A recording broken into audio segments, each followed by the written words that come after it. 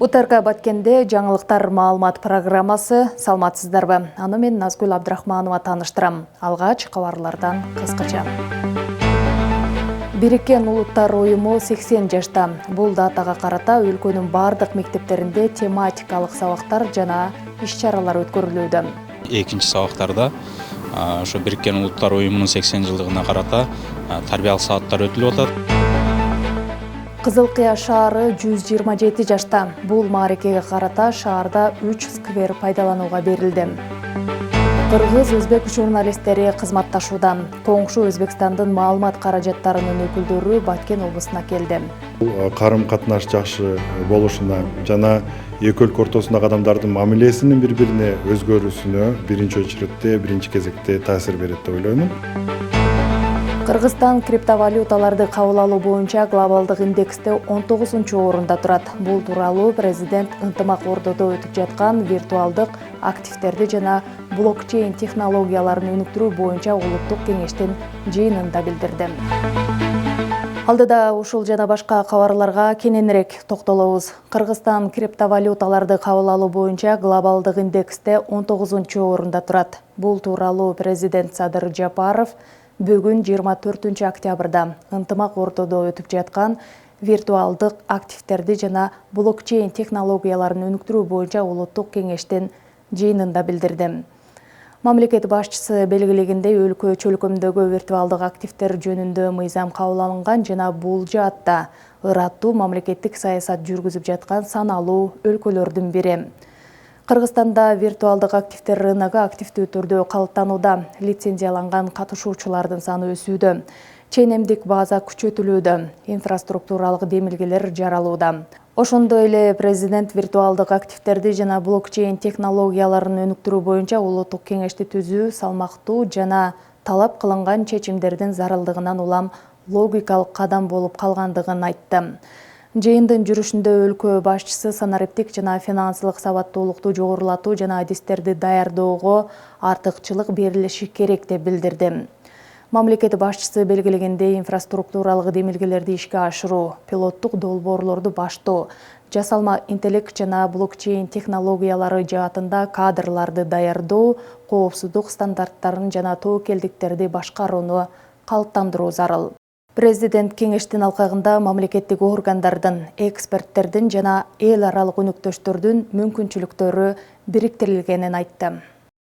Бүгүн өлкөнүн бардык мектептеринде Бириккен Улуттар уюмунун түзүлгөнүнүн 80 жылдыгына арналган тематикалык сабактар жана иш-чаралар өткөрүлүүдө. Анын катарында Баткен шаарындагы Айтпай Имаров Кызыл Топу атындагы орто мектебинде ачык сабак өттү. Мында окуучулар Бириккен Улуттар уюмунун тынчтыкты сактоодогу, эл аралык кызматташтыктагы жана адам укуктарын коргоодогу ролун, ошондой эле Кыргызстандын уюмдун ишине кошкон салымын изилдешти. Элдер ортосунда достук мамилелерин өнүктүрүү бунун негизги максаттары. Бириккен Улуттар уюмунун 80 жылдыгына арналган ачык сабак Баткен шаарындагы Айтпай Имаров Кызыл Топу атындагы орто мектебинде өттү. Иш-чаранын жүрүшүндө окуучуларга Бириккен Улуттар уюмунун дүйнөлүк коопсуздукту сактоодогу, эл аралык кызматташтыкты өнүктүрүүдөгү жана адам укуктарын коргоодогу ролу тууралуу кеңири маалыматтар беришти. Кыргызстандагы Бириккен Улуттар уюму тарабынан ишке ашырылып жаткан долбоорлор тууралуу да сөз болду. Алардын катарында билим берүү, айлана чөйрөнү коргоо жана жаштар колдоо багытындагы программалар кирет. Өзгөчө күн Бириккен Улуттар уюмунун 80 жылдыгы болуп белгилеп отурабыз. 24 октябрь күнү балдарга өзгөчө сабак, себеби мен өзүм кыргыз тилчи болсом дагы ар бир башка предметтин мугалимдери бүгүнкү күн жөнүндө билүүсү шарт жана ошол боюнча маалымат жеткиргенге аракет жасап атабыз. Ачык сабак Баткен шаарындагы жогорку класстын окуучулары үчүн уюштурулган. Мунун максаты жаш муунга эл аралык уюмдардын ишмердүүлүгү тууралуу түшүнүк берүү, тынчтыкты, ынтымак жана кызматташтыктын баалуулуктарын жайылтуу. Баткен шаарында жалпы 11 мектеп болсо, ошонун ичинде 9-11 классы бар мектептер 7. Ошол 7 мектепте бардык мектептерде экинчи сабактарда ошо Бириккен Улуттар уюмунун 80 жылдыгына карата тарбиялык сааттар өтүлүп атат. Белгилей кетсек, бул Бириккен Улуттар уюмунун колдоосу менен биздин шаарда 3 мектеп атайын ушул Бириккен Улуттар Уюмунун азык-түлүк программасы менен камсыздалат. Бул боюнча атайын ушул un, май жана башка нерселерди ошо Бириккен Улуттар Уюму камсыздап турат.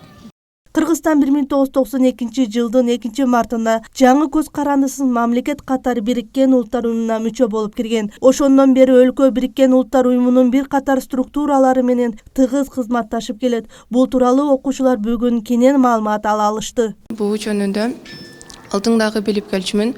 Бүгүн толугураак маалымат алдым. Негизги максаты бул тынчтыкты жана өнүгүүнү киргизүү болгон. Бул адамзаттын жалпы максаты болуп. Президент Садыр Жапаров буга чейин Бириккен Улуттар Уюмунун башкы ассамблеясынын трибунасынан сөз сүйлөп, Кыргызстан жана Борбор Азия аймагынын көйгөйлөрүн жана өнүгүү багыттарын эл аралык деңгээлде көтөргөн. Ал тынчтыкты сактоо, туруктуу өнүгүү жана экологиялык коопсуздук маселелерине өзгөчө көңүл буруп келет. Белгилей кетсек, бүгүн өлкөнүн бардык аймактарындагы мектептерде Бириккен Улуттар Уюмунун түзүлгөнүнүн 80 жылдыгына арналган иш-чаралар уюштурулууда. Динара Курбанбекова, Расул Акматов, жаңылыктар. Теманы улай. Ушундай эле иш-чара Баткен районунун Бужум айылындагы мектептерде да уюштурулду. Ачык сабакка биздин чыгармачыл топта күбө болуп келген.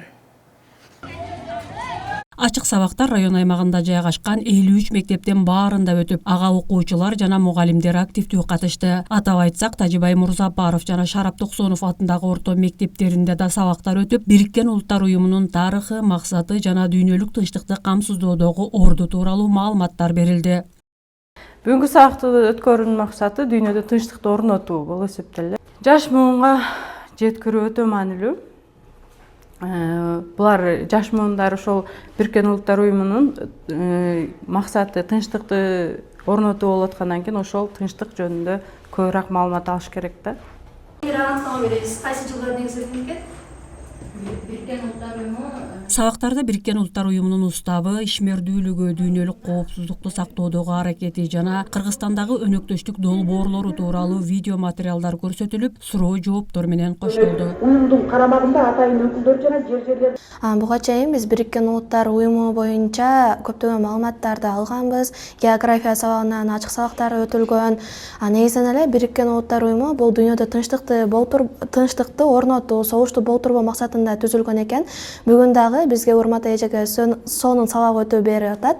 Урмат эжеге ыраазычылык билдиребиз. Анан ошол бүгүнкү күндө биз Бириккен Улуттар Уюмунун 80 жылдыгын белгилеп атабыз. Бириккен Улуттар Уюмунун бизге мындай таасири чоң. Биз ошол Бириккен Улуттар Уюмунун түзүлгөнү менен ошол ачык асманда, тынчтыкта жашап жатабыз десек болот. Быйылкы жылы эл аралык коомчулук Бириккен Улуттар Уюмунун түзүлгөндүгүнүн 80 жылдык мааракесин белгилөөдө.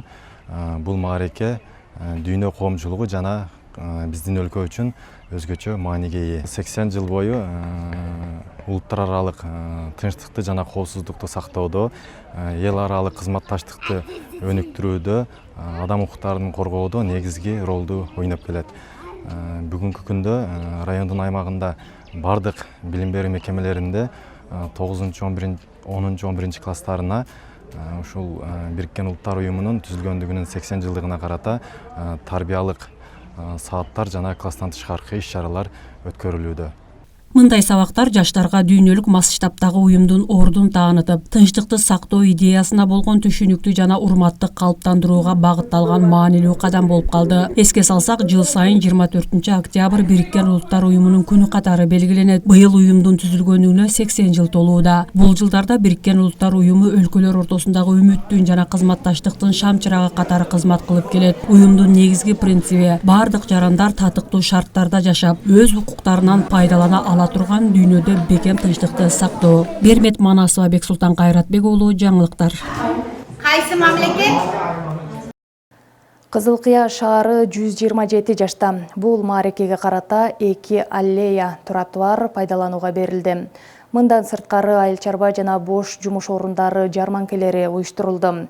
Иш-чаранын жүрүшүндө шаардын социалдык экономикалык жактан өнүгүүсүнө салым кошкон ишкерлер сыйлыктарга ээ болушту. Бул боюнча аймактык кабарчыбыз айтып берет. Өлкө башчысынын улуттук дем дүйнөлүк бийиктик уңгу жолу жөнүндөгү жарлыгынын негизинде Кызыл Кыя шаарынын 127 жылдыгы белгиленди.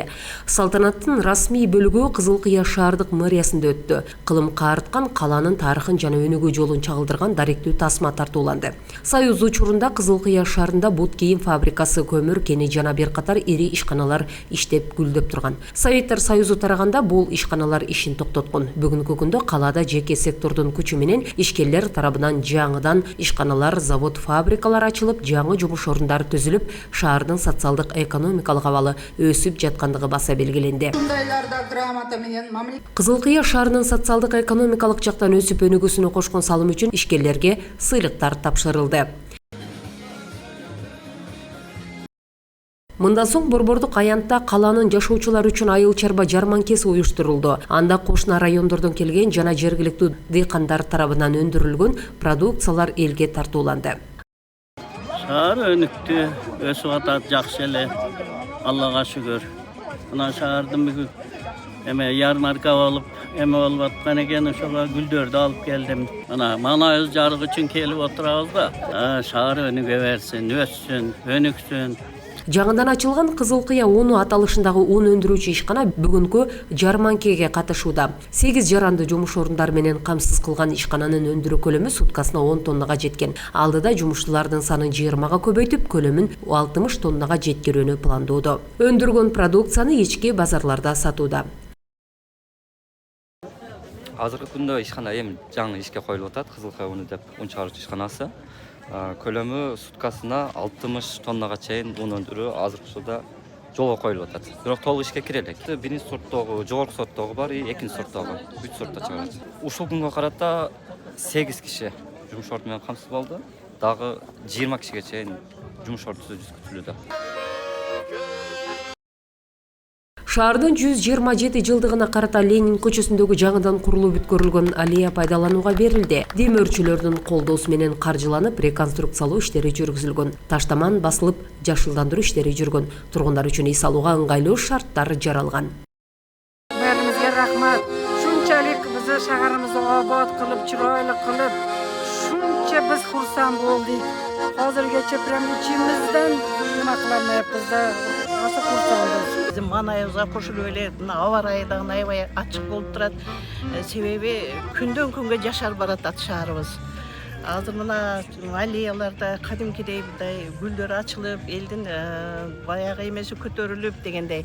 Bunday bir kıskası bugün öte sonu mayram bolup atat. Biz uşul şaharыбыздын gülдөp öskөнүгө кубанычтабыз бардыбыз. Мындан кийин дагы асманыбыз ачык болуп, эл жерибизде ынтымак болуп, бейпилдик болуп, тынчтык болсун деп биз энелердин тилегибиз ушул.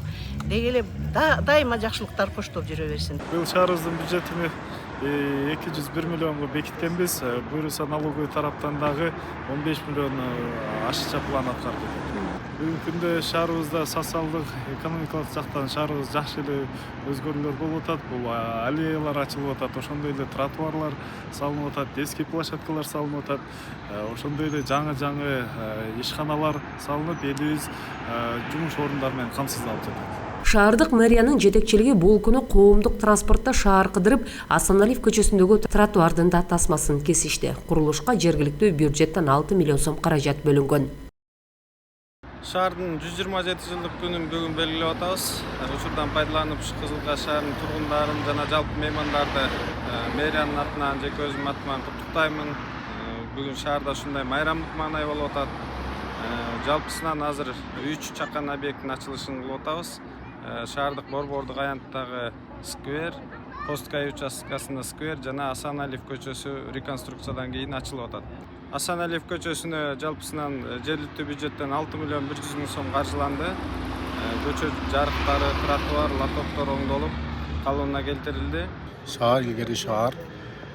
Бул 1938-жылы курулган, мындай түктөлгөн.